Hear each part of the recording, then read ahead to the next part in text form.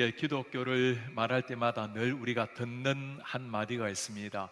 청교도의 이름은 남아있지만 청교도의 신앙이 사라져버린 미국 사회. 지금 미국 사회, 서구 사회는 지난 30년 동안 탈기독교, 포스트 크리스천 소사이티를 맞이하고 있습니다. 이제는 탈기독교를 넘어서 반기독교, 엔티 크리스천 소사이티로 점점 접어드는 이런 시대를 맞이하고 있습니다. 올해 3월 31일에 토니 블링컨 국무장관이 중요한 성명서를 하나 발표를 했습니다. 올해 4월 11일부터 여권 신청서에 남성과 여성이 아닌 제3의 성 젠더 X를 표기할 수 있는 것을 성명서에 발표를 한 것입니다. 내년도 2023년도가 되면 여권뿐만 아니라 다른 서류도 자신의 의사를 따라서 젠더 X를 표현할 수 있도록 할 방침이라고 발표를 했습니다. 하나님이 주신 성을 거부하고 무너져가는 이런 시대를 필그림들이, 청교도들이 본다면 이 소식을 아마 믿으려고 하지 않을 것입니다. 미국이 점점 세속화되어가는 이런 상황, 탈기독교, 반기독교 되어간다는 것을 보여주고 있습니다. 이런 걸 보여주는 또 하나의 지표가 있는데 퓨 리서치 연구에 의하면 미국의 종교 인구를 연구를 한 것이 있습니다. 5년 전보다 지금은 종교인이 6% 더 떨어졌다라고 말을 합니다. 그리고 10년 전보다는 종교를 믿는 인구가 10%나 더 감소를 했습니다. 아직까지 63%나 되는 사람이 기독교인이라고 대답을 했지만 이 수치는 15년 전보다도 15%나 떨어진 수치에 불과합니다. 현재 탈기독교 사회, 반기독교 사회를 치닫고 있는 미국 사회, 그리고 서구도 마찬가지죠. 한국 사회도 예외가 아닙니다. 최근 우리 한국에도 인구 통계 중에 종교 인구를 조사한 것이 통계청 발표가 나와 있는 게 있습니다. 통계청 발표를 보면 2004년도에 전체 종교 인구는 54% 정도가 되었습니다. 10년 후인 2014년도는 50% 정도, 그리고 지난해에는 뚝 떨어져서 40% 정도가 나타납니다. 여성별 비율을 보면 남성은 34%로 굉장히 떨어진 모습을 보이고, 정말 심각한 것은 연령대 종교 비율을 보면 19세, 29세, 20대 젊은이들 중에 가장 떨어진 숫자 22%만이 종교를 가지고 있다고 대답을 한 겁니다.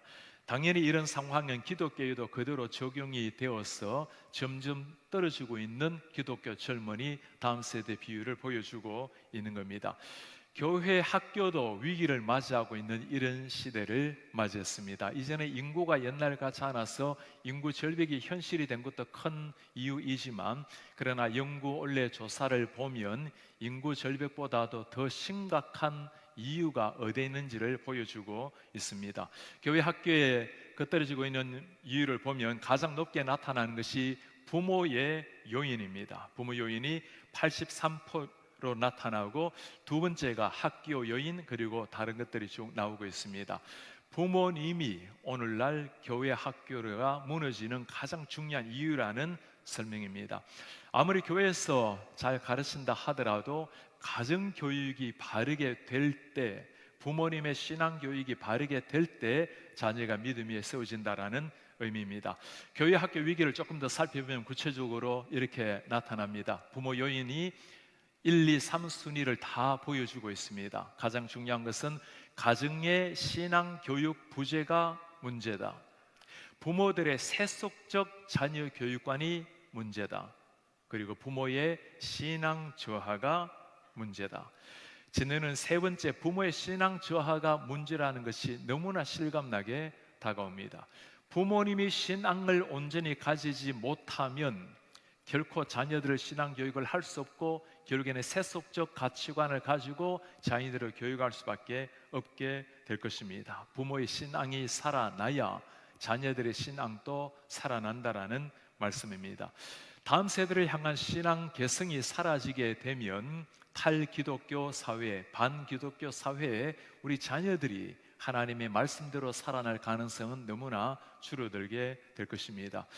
우리 성도님들, 한번 언젠가 우리가 주님 앞에 서게 될 그 순간을 한번 그려보시기를 바랍니다. 땅 위에 선한 싸움을 다 마치고 주님 앞에 서게 되는 그 순간, 우리의 영혼도 주님 앞에 설 날을 기대하고 주님 앞에 나아가겠지만, 그날 우리 남겨두고 떠나는 자녀들을 한번 생각해 보시기 바랍니다. 우리가 주님 앞에 서는 순간 언젠가 자녀들을 천국에서 다시 만날 수가 있을 것인가? 천국에서의 삶을 한번 그려보시기 바랍니다. 땅 위의 지상의 삶을 들여다본다면 우리 자녀들이 참 열심을 내어서 살아가고 있는데, 그 자녀들이 하나님을 믿는 믿음으로 살아가고 있는가? 참 손주들을 열심히 키워서 땀 흘려 일하고 있는데 그렇게 열심을 내지만 그들의 영혼은 지금 지옥에 떨어져 있는 모습을 본다면 얼마나 안타까운 모습으로 천국에서 보고 있을 것입니까? 그때 우리는 아마 그렇게 후회를 하게 될 것입니다. 그때 아직까지 우리에게 시간이 있었을 때 신앙교육을 바르게 시키는 건데, 모든 것을 다 누린다 하더라도 천국에서 우리 자녀들을 만나지 못하는 그 상황이 펼쳐진다면 우린 지금 정신을 바짝 차리고 우리 자녀들을 다시금 보아야 할 것입니다. 아직은 기회가 있다는 것에 감사합니다. 부모된 분들이 계신다면 정직하게 한번 물어보시기를 바랍니다. 우리 가족이 모두가 지금 하나님을 믿고 예수님을 믿고 구원 얻은 백성이 맞는가? 예수님을 진실하게 믿는 믿음을 실천으로 생활화하고 있는가? 자녀들이 교회를 정기적으로 주일마다 출석을 하고 있는가? 그들이 믿는 믿음대로 삶에서 실천을 하고 있는가? 정직하게 우리 가정에 아내, 남편, 자녀들, 부모님의 신앙을 점검을 해 보셔야 할 때입니다. 오늘 말씀은 예레미야 35장의 말씀입니다. 우리에게는 굉장히 익숙하지 않는 본문이, 낯선 본문이 될 수 있습니다. 두 부류의 사람이 등장을 하고 있어요. 레갑 족속이라는 사람과 이스라엘 자손입니다. 레갑 족속이라는 사람은 아브라함의 자손이 아니라 겐 족속입니다. 이 겐 족속은 모세가 광야에서 살았을 때 그의 장인 이드로, 그 이드로의 자손이 겐 족속의 사람들입니다. 이스라엘 사람들은 하나님을 믿고 하나님께 선택을 받았지만, 그러나 오늘 본문에 나타난 이스라엘 백성들은 하나님을 버리고 우상을 섬기는, 이 땅에서 너무나 하나님의 마음을 아프게 하는 민족으로 전락되어 버렸습니다. 그러나 오늘 나오는 이 레갑 자손들은 그 긴 세월 동안 하나님을 진실하게 믿는 하나님의 백성들로 칭송받는 백성이 되었습니다. 어떻게 그 긴 세월 동안 신앙의 유산을 이어왔는지, 그리고 우리가 우리 자녀들에게 남겨야 될 신앙 유산이 무엇인지 오늘 두 가지로 살펴보려고 합니다. 첫 번째, 하나님을 향한 믿음의 DNA를 계승하라. 하나님을 향한 믿음의 유산을 자녀들에게 올바르게 물려주라는 말씀입니다. 하나님을 믿는다라는 것은 신약이든 구약이든 기적에 속하는 일이죠. 하나님 우리에게 은혜를 주셔서 하나님을 믿고 만나게 한 사실, 하나님 우리에게 오시는 것은 하나님의 전적인 은혜에 속하지만 이 은혜를 받은 백성이 하나님의 백성답게 살아야 되는 것은 우리의 책임에 속하는 일입니다. 하나님을 예배할 뿐만 아니라 거룩한 삶으로 하나님을 영화롭게 하는 것, 끊임없이 우리가 주님 앞에 살아내야 될 삶입니다.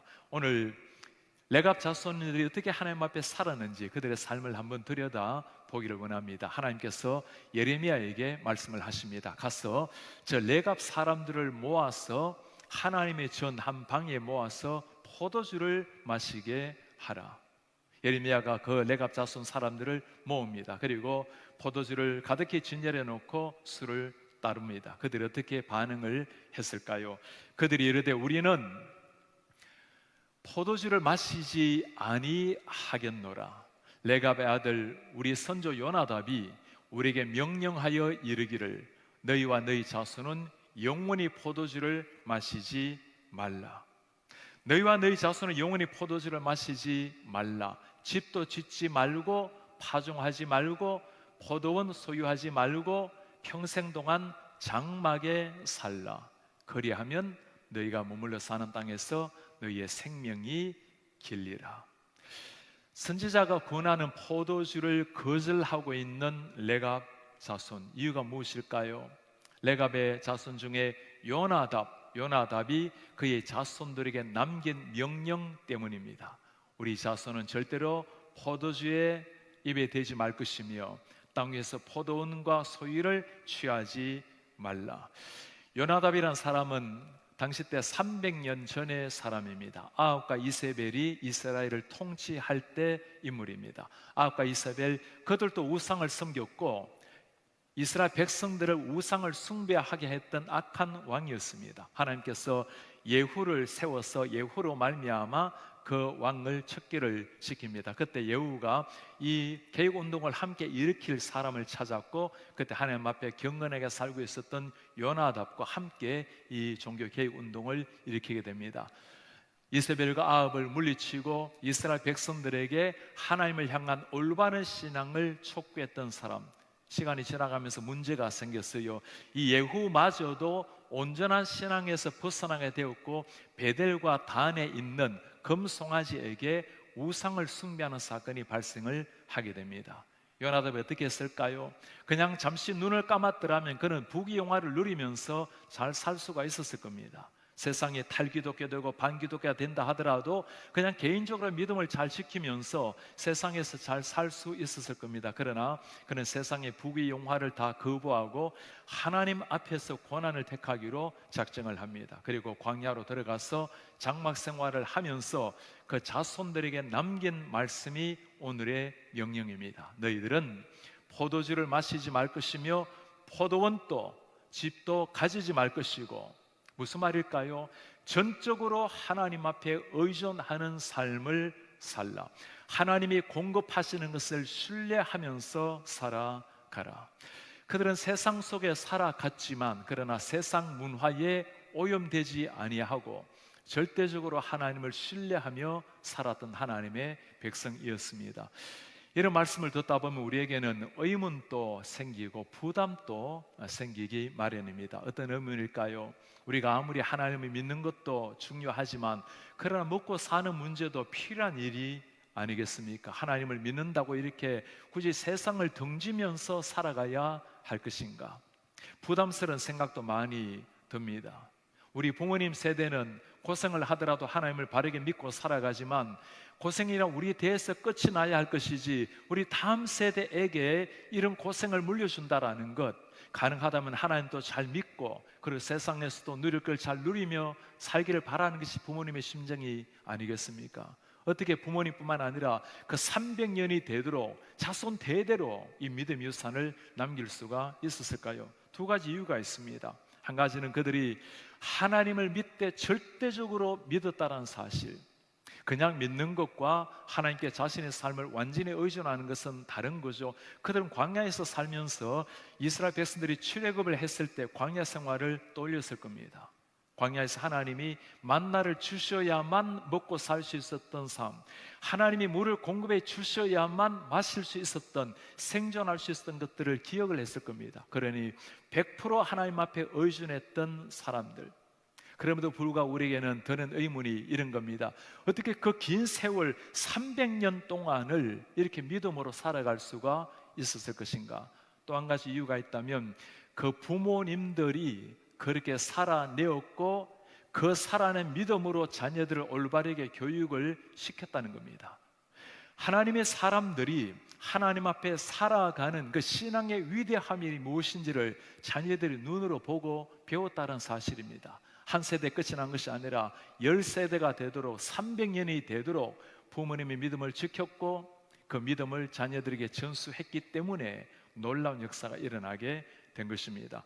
세계에서 오랫동안 장수했던 기업을 연구했던 윌리엄 오하라 박사가 있습니다. 장수의 기업을 연구한 결과 한 세대를 30년을 잡고 4세대 120년이 지나가고 난 다음에도 똑같이 기업이 유지되는 비율은 3%에 불과했습니다. 그 조상이 아무리 기업을 잘 이루었다 하더라도 자녀들이 여전히 이루고 있는 것이 너무나 빈약했습니다. 그리고 시간이 점점 지나가고 나면 수치는 0%에 가깝게 나타납니다. 그렇습니다. 세상 기업뿐이겠습니까? 아무리 믿음의 명문가라 하더라도 부모님이 믿음의 명문가를 이루었다고, 조상들이 아름다운 믿음의 유산을 간직했다고 자녀들에게 자동적으로 승계가 되는 것은 아닌 겁니다. 우리 성도들을 만나다 보면 믿음의 3대, 4대, 5대, 6대를 만날 때가 있어요. 초창기에 외국 선교사님에게 복음을 듣고 변화받았다라는 선조를 가진 분들 얼마나 부럽고 정말 영광스러운지 모르겠습니다. 때로는 3, 4, 5대 신앙을 가진 부모님들과 대화 나누다가 자녀들, 손주들 신앙을 물어보면 그 신앙에서 이탈된 이런 자녀들 이야기를 들을 때가 있어요. 너무너무 안타까운 일입니다. 그렇게 찬란했던 믿음의 유산을 가지고 있지만 자신에 대해서 믿음이 끊어져 버린, 손주에 대해서 믿음이 끊어져 버린 사람들, 우리는 가끔 패밀리 트래디션이라는 게 있죠. 우리 가족이 가지고 있는 나름대로의 전통이라는 것이 있습니다. 크리스마스 전통도 있을 수 있고, 때로는 대학을 들어가더라도, 결혼을 하더라도 우리 가족은 이것만은 지킨다라는 그런 트래디션, 전통을 가지고 있을 겁니다. 우리 성도님들, 우리 가족은 이런 가족이라고 그렇게 강조하는데 정말 신앙의 전통을 우리 자녀들에게 물려주기 위해서 여러분들이 얼마나 애를 쓰고 얼마나 갈급해하고 계십니까? 정말 우리 자녀들에게 믿음의 아름다운 유산을 남기기 위해서 절실한 기도를 우리가 하고 있는지 한번 물어보셔야 됩니다. 육신의 가정은 하나님의 은혜로 받았지만, 그러나 영의 가족은 우리 하나님의 은혜와 부모님들의 헌신이 있어야 가능한 일입니다. 우리 하나님께서 우리 아이들을 우리 속에 주셨을 때는 이렇게 생각해 보시기를 바랍니다. 우리 아이들은 하나님이 보내신 정보원들이다. 정말 부모님이 어떻게 신앙생활을 하고 있는지를 지켜보기를 원하시는 하나님, 아이들의 눈으로 보기를 원하시는 하나님. 우리 자녀들에게 어떻게 신앙교육을 해야 될까요? 말로써 하는 교육이 힘들다는 걸 잘 알고 있습니다. 우리 자녀들, 우리 부모님들의 삶을 바라보고 하나님이 어떠신 분지를 평가하게 됩니다. 교회에서 배운 하나님을 향한 말씀을 가정에서 부모님들의 삶을 보면서 확인하는 것이 우리 자녀들의 삶입니다. 우리 사랑하는 부모님들에게 정말 여러분들에게 한번 진지하게 물어보고 싶습니다. 여러분들은 정말 자녀들을 하나님의 말씀으로 키우시기를 정말 원하십니까? 우리 자녀들에게 믿음의 유산을 정말 물려주기를 여러분 원하십니까? 우리 자녀들이 세상에 살아가고 있지만 너희들은 세상에 뿌리 내릴 사람이 아니라고, 우리가 내리야 될 뿌리는 이미 천국에 있다고, 내가 너희들을 육신의 부모가 되었지만 그러나 하나님이 나에게 너희들을 맡겨준 청지기로 내가 너희들에 서 있을 뿐이라고, 잠시 살아가는 땅 위의 삶에 주어진 삶 동안에 말씀과 사랑으로 너희들을 잘 키워내고 언젠가 주님 앞에 서게 되는 날, 그때는 너희들이 믿음으로 서야 우리가 다시금 만날 수가 있다고, 정말 이 신앙을 가르쳐 주기를 원합니까? 땅 위에 살아가면서 신앙으로 살아가는 것이 때로 외롭고 고달픈 오해를 받는 일이 있다 하더라도, 그러나 너희들은 하나님의 자녀들이니 당당하게 믿음으로 서서 세상 앞에서 빛과 소금으로 살아내어라고, 정말 그 믿음을 심어주기를 여러분들이 원하십니까? 부모님들이 원치 않는다면, 부모님들이 관심이 없다면 30몇 년이 아니라 30년도 유지할 수 없는 겁니다. 부모님들이 그 신앙의 영광스러움을 실제로 누리지 못하고 경험하지 못한다면 자녀들에게 그를 가르치기란 너무나 어려울 겁니다.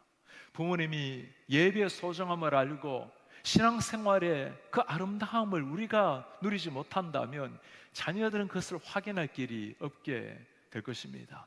점점 세상은 탈기독교, 반기독교로 바뀌어가고 있습니다. 우리 성도님들, 사랑하는 자녀들에게 하나님을 경외하는 이 믿음의 유산을 잘 남겨서 미래가 더 밝아오는 이런 변화되는 시대를 하나님의 진리의 말씀과 성령의 능력으로 변화시켜내는 이런 믿음의 유산을 남기는 부모님 되시기를 바랍니다. 두 번째입니다. 우리가 남겨야 될 것, 하나님을 향한 순종의 DNA를 계승하라. 하나님을 향한 순종의 DNA를 유산으로 물려주라는 겁니다. 지난주 새벽기도 때 우리 문다임 목사가 강조했던 것이 하나 있습니다. 생명보다도 소중한 것이 사명이요, 사명보다도 중요한 것이 순종이라. 그런 겁니다. 육신의 생명보다도 하나님의 사명이 중요하고 하나님의 사명도 순종만 못한 거예요. 우리의 최선의 열심이 아니라 하나님의 말씀에 순종함으로 진정한 사명을 이룬다라는 말씀입니다. 멕시코 인디언들에게 성경 번역 선교사님들이 성경을 번역할 때 장벽에 부딪힌 적이 있습니다. 믿는다라는 말과 순종한다라는 말을 번역을 하는데 그 인디언들에게는 믿다라는 말과 순종하다라는 말이 단어가 하나밖에 없는 거예요. 믿는다라는 말과 순종하다를 따로 가르쳐야 되는데 단어가 하나밖에 없는 상황. 아무리 설명을 하려고 해도 인디언들에게는 그 선교사들이 이해가 되지 않았습니다. 무슨 말일까요? 정말 믿는다면 당연히 순종이 나올 텐데 어떻게 믿는다란 말과 순종이 다를 수가 있단 말인가? 여러분, 정말 믿는다와 순종이 다르다면 이유가 무엇일까요? 가장 중요한 이유는 우리가 정말 믿지 않기 때문이죠. 정말 믿는다면 당연히 순종이, 최선을 다하는 순종이 나오기 마련이겠죠. 오늘 요나답의 자손은 하나님의 말씀을 듣고 믿는 것으로 그치지를 않았습니다. 삶으로 순종했습니다. 30년이 아니라 300년 동안 순종해 나아갔던 백성들. 오늘 말씀에 보면 그 요나답의 후손들의 삶을 두고 계속 반복해서 한마디 하시는 게 있어요. 8절에도 10절에도 14절에도 16절에도 그들은 요나답의 명령을 지켜 순종하였더라. 이렇게 말씀하고 있는 하나님, 누구에게 지금 하시는 말씀일까요? 이스라엘 백성들이 들으라고 하는 말씀입니다. 14절에 레갑의 아들 요나답이 그의 자손에게 포도주를 마시지 말라 한 그 명령은 실행되도다. 그들은 그 선지의 명령을 순종하여 오늘까지 마시지 아니하거늘 내가 너희에게 말하고 끊임없이 말하여도 너희는 내게 순종하지 아니하도다. 답답한 하나님의 말씀이 마음이 보입니까? 나는 너희에게 끊임없이 말을 해도 너희는 내게 순종하지 아니하도다. 요나답 그 자손들에게는 단 한 번 했는 말씀인데도 300년을 지켜오고 있는데 그렇게 끊임없이 말을 해도 듣지 않은 패역한 백성들, 이스라엘 백성들. 15절 이후로 보면 이스라엘 백성들을 향한 하나님의 질타가 나옵니다. 내가 너희들에게 얼마나 자주 선지자를 보내었느냐. 그렇게 말씀을 해도 듣지 않는 백성들이에요. 오늘 이스라엘 백성들을 향해서 안타깝게 외치는 이 하나님의 음성, 누구에게 하시는 말씀일까요? 우리에게 주시는 하나님의 말씀 아닙니까? 내가 그렇게 반복해서 말씀을 하는데도 불구하고 듣지 않는 이 시대의 백성들. 하나님의 백성들은 하나님을 버리고 제 길로 갔지만 오히려 이방인이라고 무시당했던 사람들은 하나님을 경외하며 믿음으로 순종으로 살아갔던 사람들. 위튼 대학교의 필립 라이컨 총장은 이 요나답의 후손들을 두고 Promise Keeper, 약속을 지키는 사람이라고 이름을 붙였습니다. 그리고 약속을 어기는 이스라엘 백성들을 향해서 Promise Breaker, 약속을 어기는 자들이라고 이름을 붙였어요. 저는 이 레갑 자손들을 바라보면서 하나님과 맺은 그 거룩한 언약을 지킨 백성으로 Covenant Keeper, 언약을 지킨 백성들, 비록 언약의 백성들이었지만 그러나 언약을 지키지 아니했던 이스라엘 백성들을 두고 Covenant Breaker라고 부르고 싶은 심정입니다. 하나님 앞에 진실로 순종하는 사람, 하나님의 카브넌트 언약을 믿고 순종하며 살아내는 사람, 누가 할 수 있는 사람일까요? 불교 시인 한용운 시인이 이 순종, 복종이라는 시에서 하는 노래입니다. 남들은 자유를 사랑하지만 나는 복종을 좋아합니다. 자유를 모르는 것은 아니지만 당신에게는 복종만 하고 싶습니다. 복종하고 싶을 때 복종하는 것은 어떤 자유보다도 달콤합니다. 그것이 나의 행복입니다. 복종하고 싶을 때 진실로 복종하는 것, 그것이 가장 행복이라고 외치는 시인. 그러나 아무에게나 복종을 하는 것은 아닙니다. 이렇게 시는 끝을 맺습니다. 그러나 당신이 나들어 다른 사람을 복종하라면 그것만은 복종할 수 없습니다. 다른 사람에게 복종하려면 당신에게 복종할 수 없기 때문입니다. 세상의 종교를 따라가는, 세상의 신을 따라가는 사람도 복종할 때 누리는 기쁨의 비밀을 노래하고 있지 않습니까?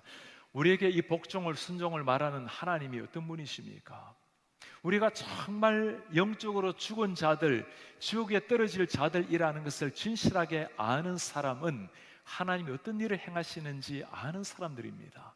하나님이 당신의 아들을 나를 위해서 세상에 보내신 거예요.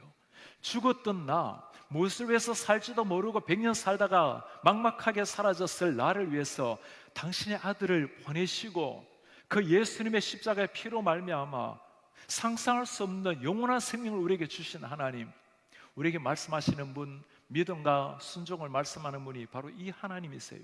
천지의 창조자, 우리의 구원자, 매일 삶을 인도하시는 우리의 하나님, 우리가 순종해야 될 대상이 바로 그 살아계신 하나님입니다. 완전한 순종이라는 책에서 앤드류 머리 박사가 하는 한 일화가 있어요. 스코틀랜드에 가서 한 교회에서 말씀을 섬기고 그 지역의 유명한 사회자에게 질문을 했습니다. 이 시대에 당신 교회의 가장 큰 문제가 무엇입니까? 그는 주저함없이 한마디로 대답을 했습니다. 하나님께 절대적으로 엎드리는 항복, 완전한 순종이 없는 것이 가장 큰 문제입니다. 성도들의 삶을 바라보면 순종을 하게 되면 때로는 느릴지라도 신앙의 진보가 일어납니다. 그러나 순종이 없다면 결국에는 내 자신이 계속 인생의 주인이 되어서 그렇게 살다가 인생을 끝나게 되는 겁니다. 그런 겁니다. 하나님을 향한 믿음 중요합니다. 그러나 그 믿음이 정말 진실한 믿음인지를 보기 원한다면 하나님께 향한 진정한 순종이 있는지를 보아야 할 것입니다. 믿음이 있다 할지라도, 예수의 이름을 가지고 있다 할지라도 순종 실천 삶이 나타나지 않는다면 우리가 믿는 믿음은 우리 머리에 머물게 될 뿐입니다. 2주 전에 우리 교회에 참 중요한 행사를 하나 하게 되었습니다. 한미 수교 140주년 기념 행사를 우리 교회에서 가지게 되었습니다. 한국에서 많은 분이 방문을 해서 미국에 있는 많은 분과 함께 만남을 가지고 140주년 기념의 그 의미를 되살리곤 했습니다. 1882년도에 한국과 미국이 소통상조약을 맺었어요. 참 감사한 일은 그 통상조약으로 말미암아 경제, 정치, 문화의 통상이 아니라 가장 먼저 일어난 일이 선교사님들이 한국 땅에 들어왔다라는 사실입니다. 1884년 그리고 1885년 계속해서 선교사님들이 한국 땅으로 들어왔습니다. 이 선교사님들이 얼마나 한국을 사모했는지 미국의 맥코믹 신학교를 가면 그 당시 때 40명의 클래스메이트가 있었어요. 40명의 학생들 중에 26명이나 되는 사람이 조선 땅에 선교사로 오겠다고 지원한 사실이 있습니다. 그 선교사님들을 보면 참 두 가지의 특별한 것이 나타나요. 하나는 20대 수많은 젊은이들이 한국 땅에 들어왔다는 겁니다. 그 젊은 땅에 한국 땅에 들어와서 그들의 젊음을 다 바친 사람들. 또 한 가지는 당시 때 얼마나 한국이 열악했습니까? 일제강점기 시대 의료 시설이 전혀 되어 있지 않았던 한국 땅에 그들도 젊은 날 생명을 잃었지만 자녀들이 태어나면서 많은 자녀를 한국에 묻어야만 했습니다.